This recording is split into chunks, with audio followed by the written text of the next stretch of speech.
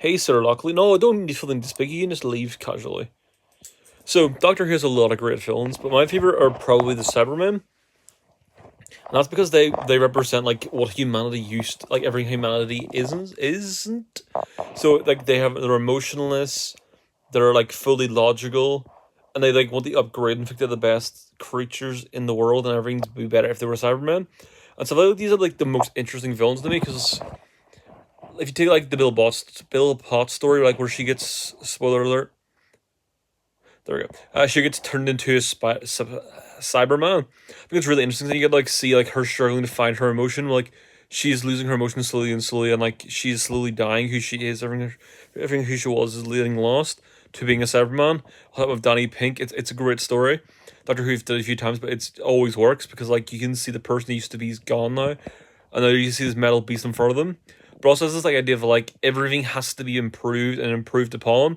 So it's basically like how technology is getting better and better. So I feel like Doctor Who could do some great things with Cybermen they haven't before.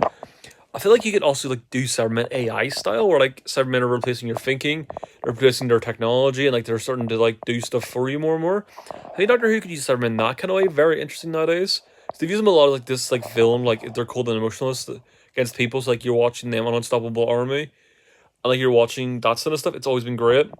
But I really do think it'd be great to see like them used as like an AI kind of thing, where it's they're like making your lives better, but in reality they're just making you think less and do less and more acceptable to make you a little weaker and weaker, so they can just easier take over.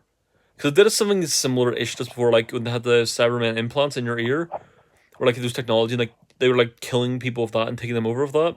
So they did a version of that before, but I feel like you could do a very interesting 7 minute invading everyone's lives, and like kind of use them in the AI has been using, and like have them be a metaphor for like how creativity and filmmaking is changing.